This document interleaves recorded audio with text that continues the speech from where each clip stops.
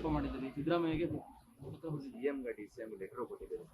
ಏನು ಬರ್ದಿದ್ದು ಸತ್ಯ, ನಾನೇ ಬರ್ದಿರೋದು. ಅವ್ರು ಆ ರೀತಿ ನಡ್ಕೊಂತಿದ್ದಾರೆ ಜಿಲ್ಲೆಯಲ್ಲಿ, ಆದ್ರಿಂದ ನಾನು ಆ ರೀತಿ ಹೇಳಲೇಬೇಕಾಗ್ತದೆ, ಪತ್ರ ಬರೀಲೇಬೇಕಾಗ್ತದೆ, ಬರ್ದಿದ್ದು.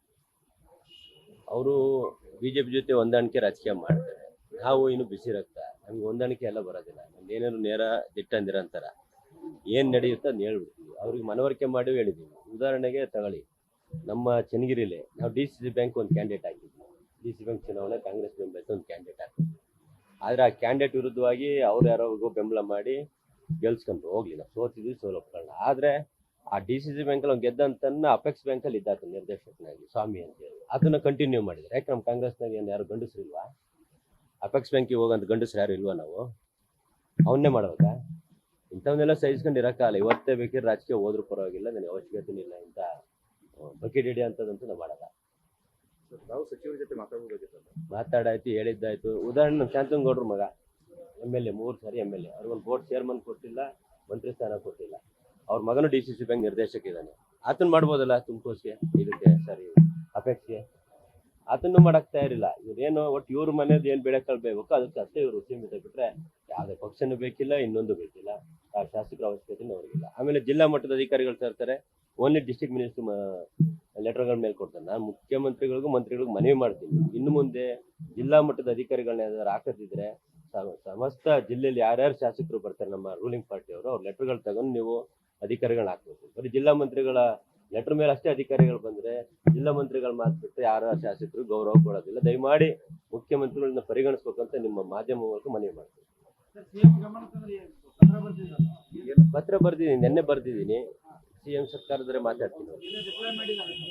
ಅವ್ರೇನು ಫೋನ್ ಮಾಡಿಲ್ಲ, ನಾನೇನು ಭೇಟಿ ಆಗಿಲ್ಲ, ಅವ್ರೇನು ಕಾಣಿಸಿಲ್ಲ.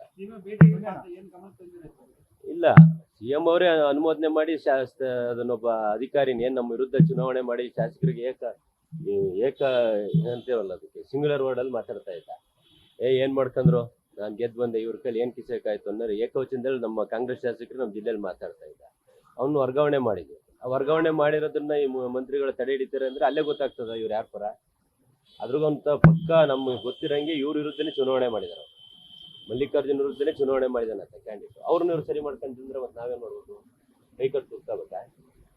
ಯಾವ್ದು ವ್ಯವಸ್ಥೆ ಇಲ್ಲ. ರಾಜಕೀಯ ಮಾಡಿದ್ರು ಇದೇ ರೀತಿ ಮಾಡ್ತೀನಿ, ಬಿಟ್ಟರು ಏನ್ ತೊಂದ್ರೆ ಇಲ್ಲ, ನಮ್ಮ ಪಡೆದ ವ್ಯವಹಾರ ಮಾಡ್ಕೊಂಡು ನಿಂತಿಗೆ. ಈ ತರ ಎಲ್ಲ ಬಕೆಟ್ ಹಿಡ್ಕೊಂಡು ಯಾರಿಂದ ಹೋಗ್ತಾ ಇರಲಿಲ್ಲ. ಮುಂದಿನ ನಡೆ ಯಾವ ರೀತಿ ಇರುತ್ತೆ ಸರ್?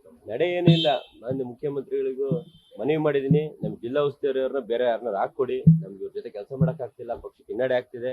ಮುಂದೆ ತಾಲೂಕು ಜಿಲ್ಲಾ ಪಂಚಾಯತ್ ಚುನಾವಣೆಗಳು ಬರ್ತಿದೆ, ಅದನ್ನ ಸಂಘಟಿಸಬೇಕು ಅಂದ್ರೆ ಈ ಮಂತ್ರಿ ನಾವು ಇಮಿಡಿಯೇಟ್ ಚೇಂಜ್ ಮಾಡಿ ನಮ್ಮ ಜಿಲ್ಲಾ ಉಸ್ತುವಾರಿ ಸಚಿವರು ಬೇರೆ ಹಾಕೊಟ್ರೆ ನಾವು ಮುಖ್ಯಮಂತ್ರಿಗಳು ಅಭಿನಂದನೆ ಸರ್. ಅವ್ರಿದ್ರೆ ಏನು ಸಮಸ್ಯೆ ಆಗುತ್ತೆ? ಹಿನ್ನಡೆ ಆಗುತ್ತೆ. ಹೊಂದಾಣಿಕೆ ರಾಜಕೀಯ, BJP ಅವ್ರ ಜೊತೆ ಹೊಂದಾಣಿಕೆ ರಾಜಕೀಯ. ಅಲ್ಲ, ಪತ್ರ ಬರೆದು ಬಿಟ್ಟಿದ್ದಲ್ಲ, ಹೈಕಮಾಂಡ್ ಅಲ್ಲ, ಮುಖ್ಯಮಂತ್ರಿ ನಮಗೆ ಹೈಕಮಾಂಡ್. ಈಗ